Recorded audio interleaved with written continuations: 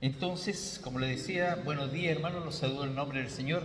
Es grato nuevamente estar acá y como leíamos recién, vamos a ver el capítulo de Lucas 15, del 1 al 10. En este capítulo vamos a encontrar tres parábolas, dos son las que vamos a ver hoy día y hay una tercera parábola que es la del hijo pródigo. Todas ellas tienen el mismo objetivo, el arrepentido. Entonces, quiero hacerle una pregunta en forma general. ¿A quién no le ha pasado en alguna oportunidad que le ha pasado en la mente y se le ha venido el refrán, más vale pájaro en la mano que un ciento volando? ¿A quién no le ha pasado eso en alguna oportunidad? Hace poquito, mi hijo que ya ha salido de la universidad está trabajando en dos proyectos y estaba muy afligido porque tenía que entregar los dos proyectos y los dos proyectos estaban como a medio terminar, en realidad a medio hacer, ni siquiera para terminar. Entonces estuvimos conversando y yo le dije ese refrán, más vale un pájaro en la mano que 100 volando. Preocúpate de uno, más vale ponerse rojo, ¿ya? Porque te faltó uno, que ponerse rojo porque te faltaron los dos. Entonces, vemos este refrán que simplemente lo hemos visto y vamos a encontrar una cierta semejanza con lo que vamos a ver hoy día. Entonces, es muy interesante revisar nuevamente e ir internalizando estas dos parábolas que vamos a ver, la de la oveja perdida y de la moneda también perdida. Y antes de comenzar, perdón, les pido un poquito, pido disculpas, ando con una tos que no sé, de un resfrío que, en fin, todavía no se me pasa y no sé si me escucharon toser ahí, pero de repente me va a salir una tos, así que le pido mil disculpas. Bueno, antes de comenzar con la prédica, o con el pasaje del día de hoy, primero inclinémonos a oración para pedir el entendimiento de la palabra que se va a ver el día de hoy. Oremos. Padre eterno, primeramente, Señor, te damos muchas gracias, Señor, por todo lo que tú eres con nosotros, Señor, porque eres nuestro Dios y nuestro Salvador, Señor.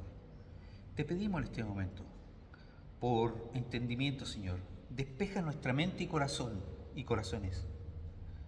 Despéjalo de toda nube, Señor, para que la palabra del día de hoy llegue y se quede en nuestras mentes y en nuestros corazones. Por Cristo Jesús. Amén. Bueno, partimos esta palabra que vimos hoy día, que vamos a ver ahora, y lo primero que tenemos que hacer es reconocer quiénes son los personajes que están acá.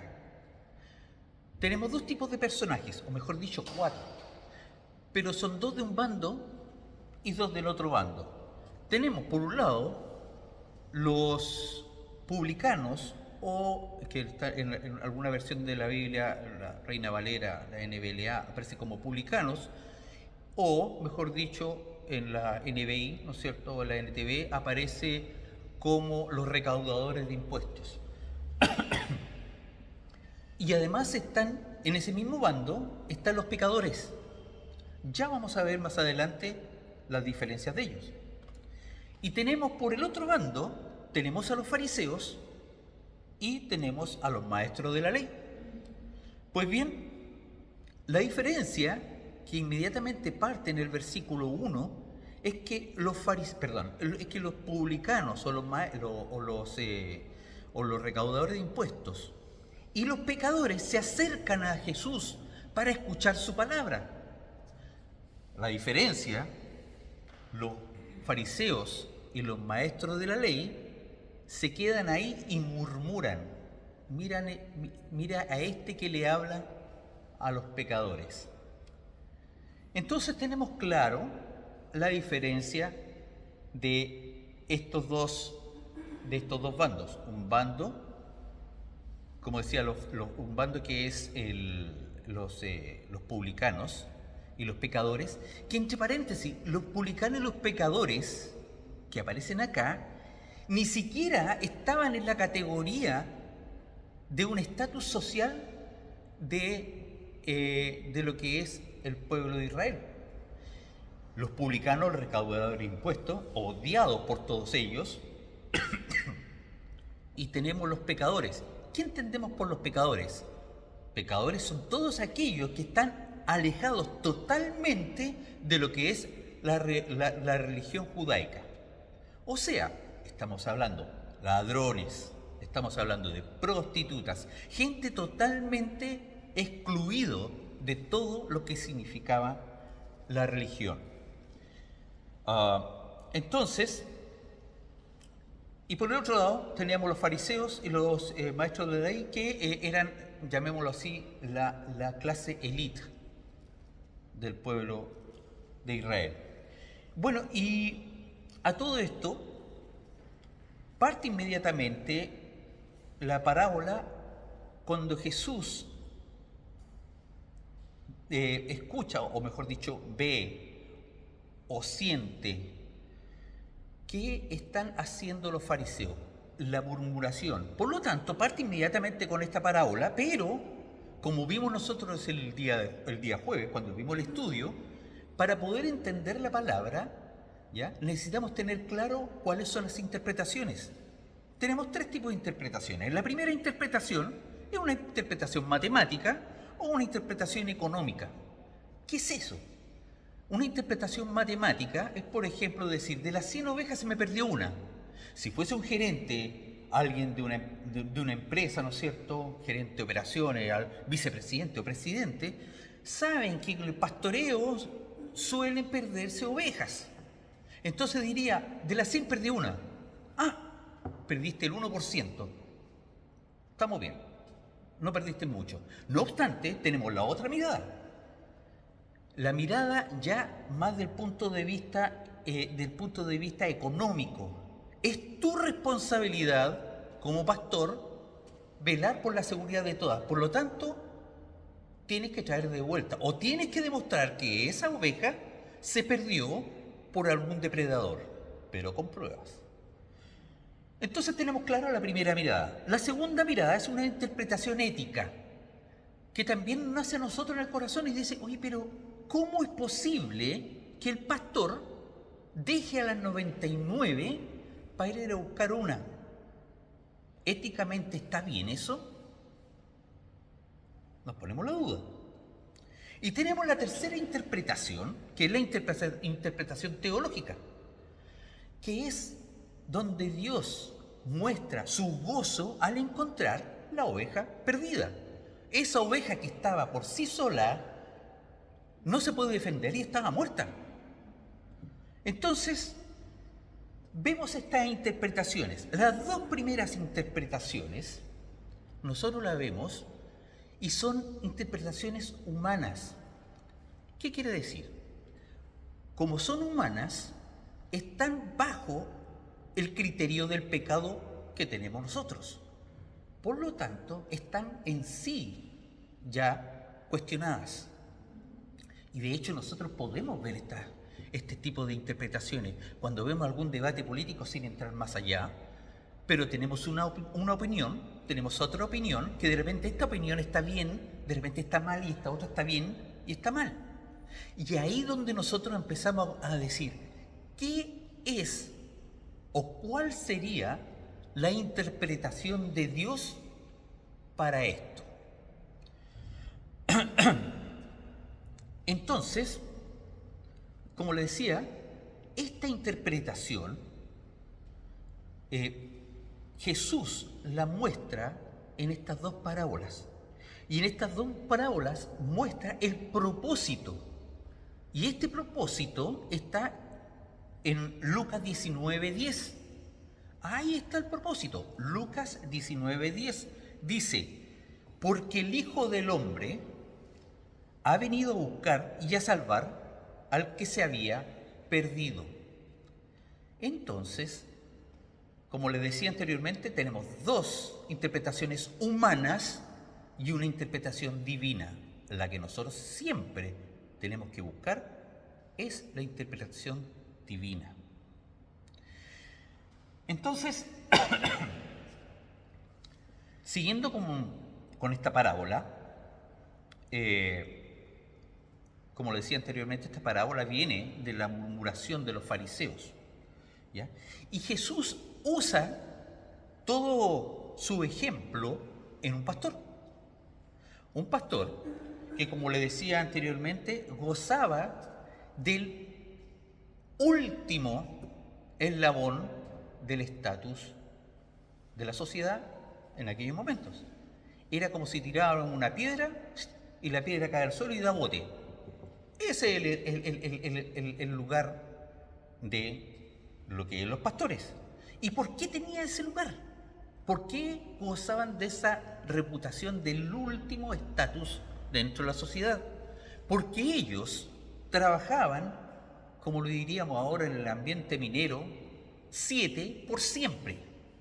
Y al trabajar 7 por siempre, o mejor dicho, todos los días, ellos simplemente quedaban excluidos de algunas cosas importantes dentro del judaísmo, como es el día del reposo. Al estar y al no poder cumplir el día del reposo, ellos eran inmundos, o mejor dicho, impuros. Va a ser al punto de vista del fariseo, al punto de vista de los maestros de la ley, ellos no cumplían los propósitos de Dios. Por eso es que se consideraban ellos en el último del último lugar del estatus. Solamente por debajo de ellos estaban los publicanos, que no para el judío, para el pueblo judío en aquel momento, mejor dicho, para los fariseos, no existían. Tenemos los ladrones, las prostitutas, todos los que están alejados de la ley, tampoco existían, no tenían valor. Sin embargo, ellos, así como estaban mirando en menos al pueblo judío, al pastor, la labor del pastor, recordemos que la labor de pastor la hizo tanto Dios como Jesús. Nosotros recordamos, incluso aquí podemos tenerlo de memoria, los ejemplos. Por ejemplo, Salmo 23. ¿Qué es lo que dice el Salmo 23? Las primeras palabras. El Señor es mi pastor, nada me faltará. Inmediatamente ya tenemos la función de pastor de Dios. Y por otro lado, Jesús en Juan 10:11, él mismo dice: yo soy el buen pastor. El buen pastor el buen pastor da su vida por las ovejas. Entonces ya tenemos nuestro Dios hecho pastor, pero también tenemos algunas personas importantes dentro de la Biblia que cumplieron esa función. Por ejemplo, tenemos a Jacob, Génesis 30:31, ahí aparece. José, en Génesis 37:2. Tenemos a Moisés en Éxodo 3:1. Tenemos a David en Primera de Samuel 16:19. Bueno, tenemos algunas personas no tan importantes. Estoy siendo totalmente sarcástico. Porque sabemos que Jacob, la descendencia de Jacob, fue llamada Israel por Dios. Desde ahora en adelante, tu descendencia será Israel.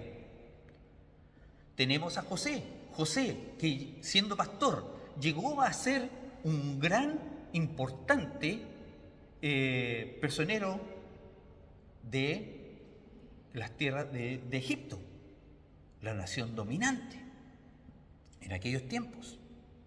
Tenemos a Moisés,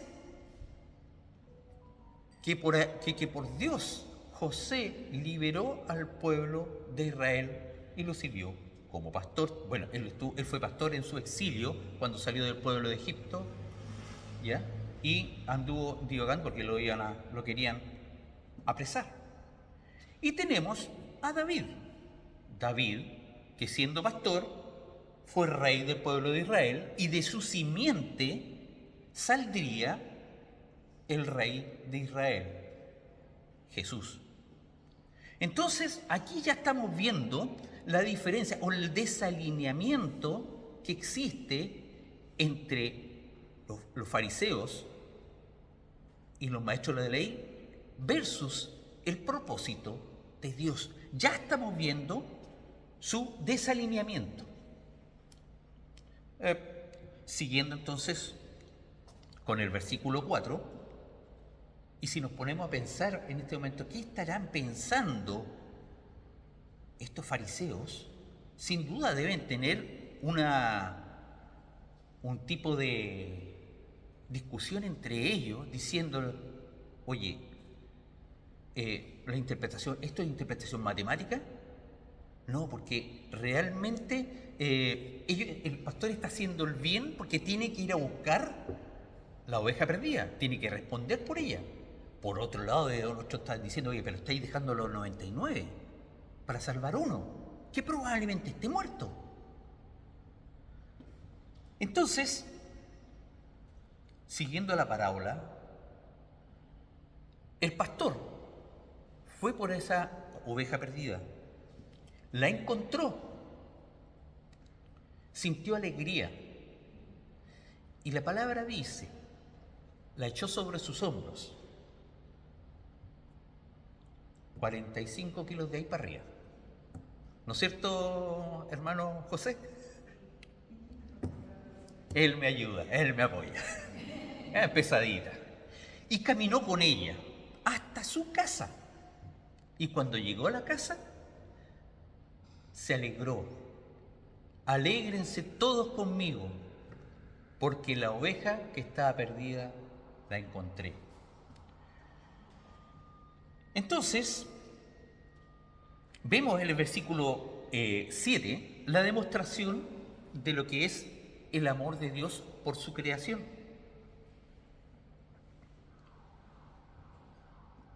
Jesús en esta parábola nos da a conocer el objetivo de lo que es o de lo que tiene Dios para su creación, que es la salvación por el arrepentimiento. A tal punto de tener gozo por ese arrepentido que se ha vuelto al Señor. Pero también hay una dura advertencia a los fariseos y a los maestros de la ley, que se creían seguros, ¿ya? Porque no necesitaban arrepentimiento. Entonces dice, más vale un arrepentido que 99 justos. ¿Se asemeja un poquito al refrán que estábamos hablando al principio? Es parecido. Entonces, inmediatamente pasa Jesús como si estuviéramos en el 18 de septiembre. No hay primera sin segunda. Parte a la segunda parábola. Y para poder entender un poquito esta parábola, en las versiones de NBI y NTV aparece como una moneda de plata. No, en la versión Reina Valera aparece como dracma. Lo que quiero llegar, que el dracma o la moneda de plata es comparable a lo que sería un salario del día de una persona promedio. Eso es lo que debería ser un trabajador promedio de aquella época. Así que, si bien esta moneda para algunos puede ser mucho, o mejor dicho poco, en este caso tal vez para un fariseo, que ganaban harta plata, por lo demás, gozaban de cierto estatus, para la mujer que estaba ahí era mucho. Entonces depende del punto de vista con que lo mire, es si es que vale o no vale. Sin embargo, esta mujer que perdió esa moneda era tan importante que llegó a prender su lámpara para poder iluminar la casa y empezar a buscar. Barrió completa la casa para encontrar esa moneda, hasta que la encontró. Y cuando la encontró, fue donde sus amigas y sus vecinas para decirle, alégrense conmigo que he encontrado esta moneda. Desde el punto de vista material,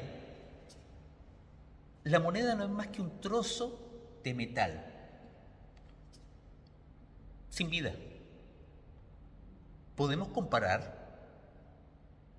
de acuerdo a lo expuesto anteriormente, podemos comparar que ese es el punto de vista de un fariseo, de un maestro de la ley, con un publicano o un pecador. No vale la pena. Esos están muertos ya. No valen nada. Sin embargo, para la mujer valía mucho. Tenía mucho valor. Y ese es el pensamiento, y eso es lo que Jesús nos quiere interpretar en esta parábola. Que el que está muerto, con el arrepentimiento, vuelve a la vida. A Jesús no le interesa el que es justo. No le interesa el correcto, porque Él vino a buscar al pecador. Entonces, como vemos en esta segunda parábola, vemos nuevamente el desalineamiento entre los fariseos y los maestros de la ley con el propósito de Dios. A tal punto que en ambos dice que hay fiesta, en buen chileno, hay gozo en el cielo. Y en esta segunda parábola dice que hay gozo delante de los ángeles, o sea, Dios. Hay gozo. Entonces, quiero compartirles algunos atributos de Dios. Y estos atributos son la omnipotencia, que entendemos como omnipotencia, que Dios todo lo puede. La omnipresencia, que Dios está en todos lados. La omnisciencia, que todo lo sabe. La inmutabilidad, que Dios no cambia. Y por último, la eternabilidad, que es Dios eterno. Entonces, estos son los atributos, pero son atributos solamente de Dios. Pero también tenemos atributos que son entregables o transferibles, ¿ya?, al hombre. Y estos atributos son justicia, santidad, sabiduría, amor, comprensión, gracia, clemencia y por último, el gozo. Y es de este último atributo que quiero detenerme un poco a analizar. Primero que todo, estas parábolas, ¿no es cierto?, muestran el gozo de Dios. Y el gozo de Dios es la fuente de todos, la fuente de gozo de todos los creyentes, impartido o entregado, impuesto por el Espíritu Santo. De hecho, vamos a ver que este gozo es de Dios y lo vamos a encontrar en Romanos 14:17, donde dice: porque el reino de Dios no es comida ni bebida, sino justicia y paz y gozo en el Espíritu Santo. También lo encontramos en Romanos 15:13 y Romanos 15:13, lo dije muy rápido. Romanos 15:13. Y el Dios de esperanza os dé todo gozo y paz en el creer, para que abundéis en esperanza por el poder del Espíritu Santo.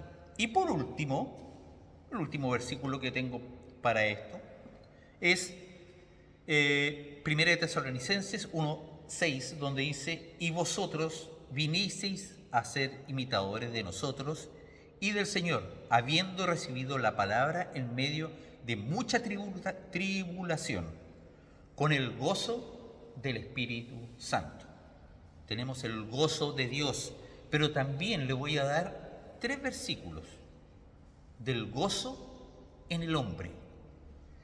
En Juan 15, del 11 al 12, Juan 15, 11, 12, estas cosas os he hablado para que mi gozo esté en vosotros y vuestro gozo sea perfecto. Este es mi mandamiento, que os améis los unos a los otros, así como yo los he amado. En Juan 17:13, Juan 17:13, pero ahora voy por ti y hablo en el mundo para que tengan mi gozo completo en sí mismos. Y por último, en Hechos 13:52, y los discípulos están continuamente llenos de gozo y de Espíritu Santo. El gozo tan importante que nos está hablando Jesús en estas 2 parábolas, el gozo es de Dios y entregado por el Espíritu Santo a nosotros. Entonces, para ir terminando, tenemos que las 2 parábolas que estamos viendo acá nos enseña que Dios se regocija con aquel que estaba perdido y fue hallado. De la misma forma, nosotros nos debemos gozar de aquel que ha llegado nuevamente o que llega por primera vez, y ojalá que sea la última, primera y última y permanente, a el Señor. De esta misma forma, nosotros debemos ser como ese pastor que fue a buscar esa oveja, como esa señora, esa mujer, que fue a buscar esa moneda importante. Los 2 casos muy importantes para traerla al Señor. Ese mismo ejemplo es lo que nosotros debemos tener para ir a buscar a nuestro hermano perdido, nuestro hermano en Cristo que se ha perdido, nuestro hermano tal vez de sanguíneo, por nuestro amigo, por nuestro pariente, por nuestro compañero de trabajo, por esa persona que está al lado nuestro, que algunas veces, muchas veces interactuamos, pero no lo conocemos más allá.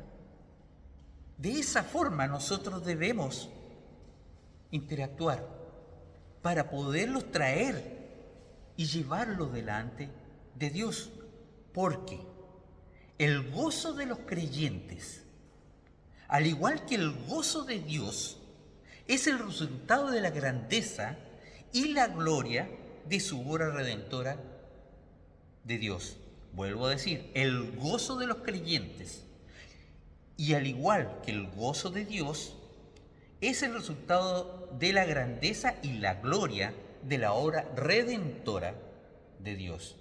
Así que, hermanos, lo que yo les quiero llevar, lo que yo les quiero decir, que nosotros debemos prepararnos para llevar la palabra a aquel que no la conoce.